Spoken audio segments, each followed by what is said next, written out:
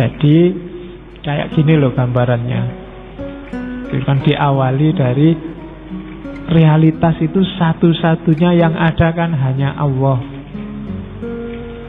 Sebelum dulu ada apa-apa, yang ada kan hanya Allah.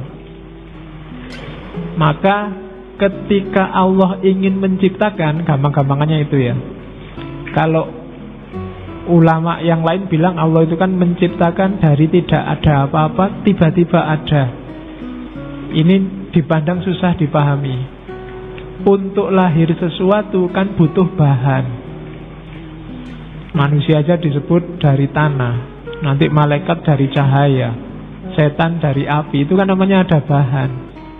Cuma dulu ketika belum ada apa-apa, wong apa-apanya belum ada, yang ada cuma Allah. Bahannya apa?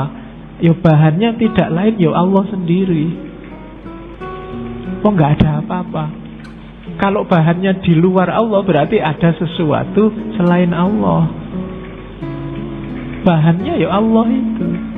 Itu kalau pakai bahasa kasar bahan ya. Disitulah nanti muncul ide emanasi, melimpah dari dirinya Allah. Karena memang tidak ada apa-apa selain Allah. Berarti satu-satunya jalan untuk lahir sesuatu di luar Allah, sumbernya harus Allah juga. Jadi wujud yang sejati itu hanya Allah. Ketika muncul wujud lain, itu pasti pecahan, dalam tanda petik ya, pecahan dari Allah. Yang hakikatnya ya Allah sendiri. Kalau gelas ini tak pecah-pecah, tak cuil-cuil, hakikatnya kan ya gelas yang pecah dan cuil itu tadi. Ya gambaran kasarnya begitu. Untuk teman-teman paham emanasi. Sejak kemarin kan kamu bingung, iya ya emanasi itu kok Allah melimpah memancar. Ya karena memang tidak mungkin ada penciptaan dengan bahan. Pasti munculnya ya dari Allah sendiri. Nah, dari situ mungkin muncul, kenapa kok melimpah bahasanya? Kenapa kalau Farabi, Ibnu Sina dan kawan-kawan kan pakai istilah melimpah dari diri Allah? Ya karena memang tidak bersifat. Kenapa kok tidak Allah menciptakan saja, tidak ada apa-apa terus tiba-tiba ada? Itu susah dipahami. Jadi ya melimpah dari dirinya Allah, keluar dari dirinya Allah. Oke. Jadi wahdatul wujud, satu-satunya wujud yang ada hanya Allah. Dan nanti dari situ melimpah. Lahirlah manusia termasuk alam semesta. Dan limpahan pertama, lelehan pertama, itulah nanti yang dikenal sebagai hakikat Muhammadiyah.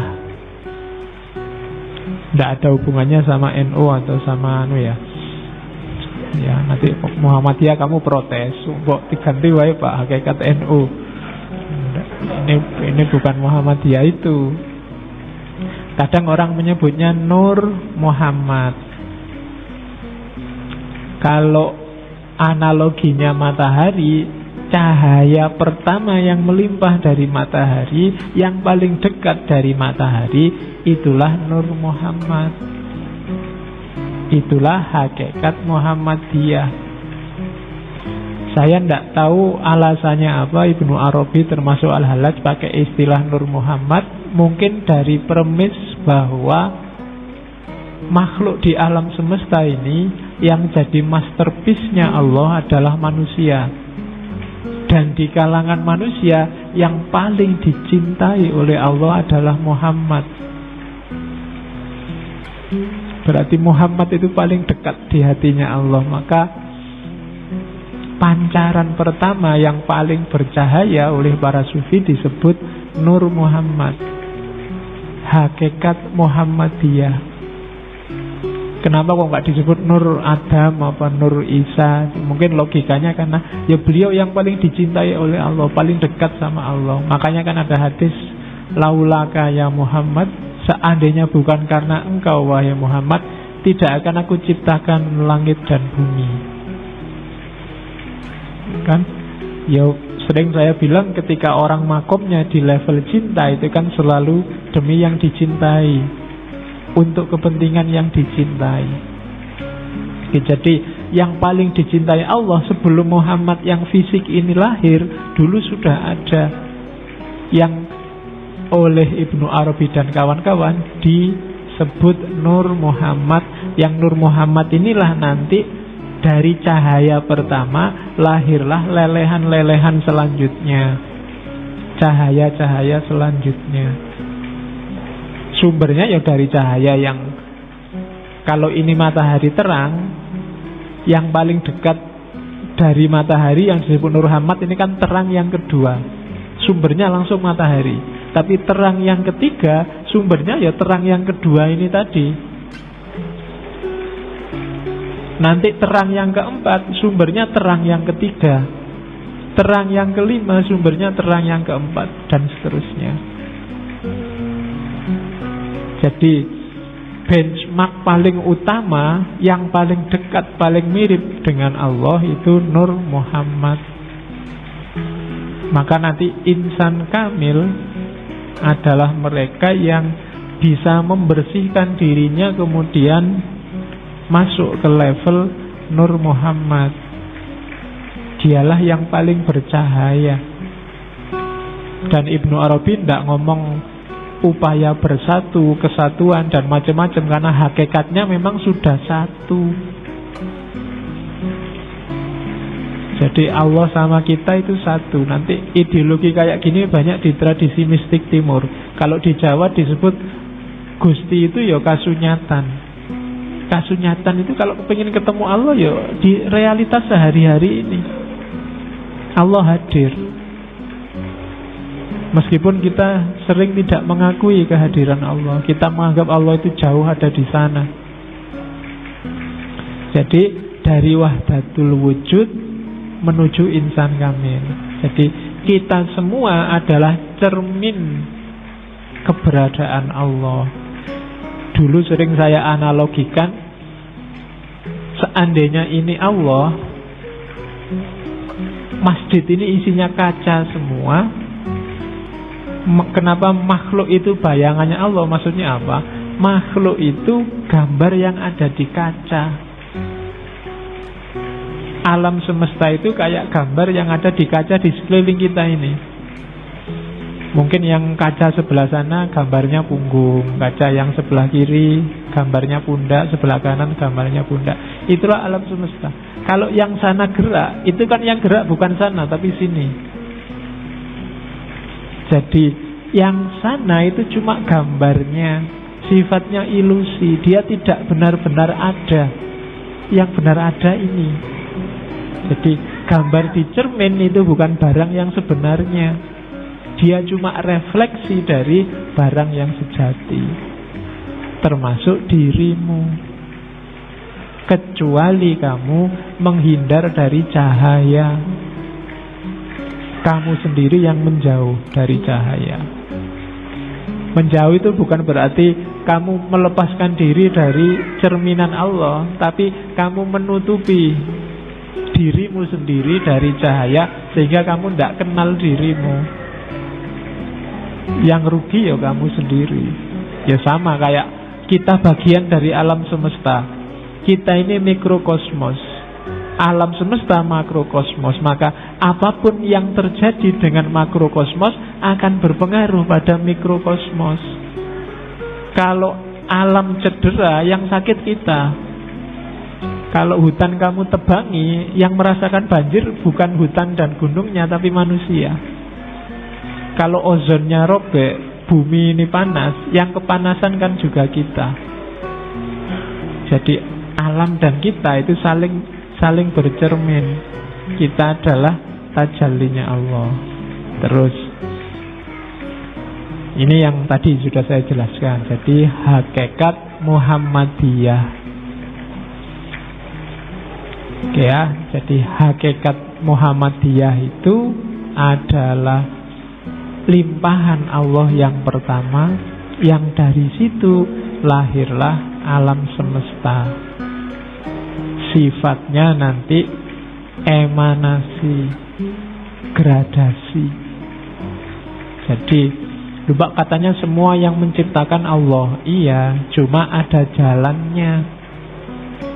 Kayak kalian kan lahir kan dari tidak ada tiba-tiba kun fayakun terus kamu lahir. Kan butuh bapak ibumu pacaran dulu, terus nikah, terus malam pertama, terus bertempur baru kamu lahir. Ya kan? Ada jalannya. Jadi tidak ujuk-ujuk kok terus kita ada sebagai manusia, kita enggak. Semua ada jalannya, termasuk lahirnya alam semesta. Jadi yang dari Allah di level pertama saja, limpahan pertama. Setelah itu ikut sunatullah jalannya. Baik ketika bumi dan alam semesta ini sudah ada, maupun ketika bumi dan alam semesta belum lahir. Oke, jadi itu hakikat Muhammadiyah, Nur Muhammad. Ini nanti yang mau pakai slide ini, semoga nggak dipotong slide ini saja ya, nanti biar nggak salah paham. Nanti kamu salah. Hakikatnya Muhammadiyah itu ternyata wakilnya Tuhan, enggak. Jadi dia namanya Nur Muhammad. Ya, banyak yang mengkritik. Tapi cuma memang isu-isu sufistik itu menangkapnya tidak murni pakai akal. Intuisinya harus main. Nanti di Ibnu Arabi kuat imajinasi. Kalau imajinasimu nggak main, akan susah menangkap hakikat Muhammadiyah, Nur Muhammad, insan kamil. Kalau pakai akal saja agak susah. Agama itu banyak yang tidak rasional. Yang bisa menangkap yang tidak rasional itu apa? Daya imajinasi. Kalau imajinasimu tidak berputar, tidak bisa, ya susah. Tidak bisa membayangkan surga, neraka, sirotol mustaqim, akhirat, pahala, siksa. Itu imajinasimu kalau macet. Kamu mengandalkan akalmu yang 1 tambah 1 2, mungkin kamu tidak percaya. Di surga itu, kalau di bumi akarnya di bawah, buahnya di atas. Kalau di surga kebalikannya, akarnya di atas, buahnya di bawah. Jadi ngambilnya gampang. Itu kan akalmu nggak nyambung itu. Dari mana jalurnya? Lah emangnya tumbuhnya pakai apa kok akarnya di bawah? Bidadari itu perawan terus. Itu kan nggak tekan pikiranmu.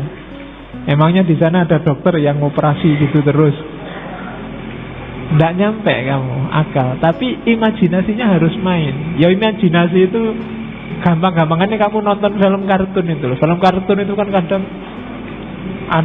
dijepit pintu quick sampai gepeng terus bisa besar lagi. Itu kan imajinasi mainnya. Lucu tapi imajinatif. Kamu nonton Doraemon itu kan imajinatif. Imajinasi yang main. Pakai akal mustahil. Tidak bisa ditangkap. Daya khoyal harus tinggi. Menangkapnya pakai intuisi, imajinasi. Oke, karena apa? Agama itu 90% kita ngomong entitas yang metafisik. Misalnya malaikat itu dari cahaya. Terus kamu bayangkan kira-kira malaikat itu kayak gimana ya? Apa kayak lampu neon, apa kayak lampu. Kan dia dari cahaya misalnya. Itu kan imajinasimu kalau nggak canggih ya susah menangkapnya. Oke ya, termasuk tentang hakikat Muhammadiyah. Oke, terus. Oke ya, jadi sekarang manusia sebagai insan kamil. Ini agak mengulang yang tadi. Manusia ini utuh dan kamil ketika jati dirinya sebagai wakil Tuhan, khalifah Tuhan, dan rohnya Tuhan dalam dirinya ditemukan, sekaligus dia menyadari dirinya sebagai mikrokosmos.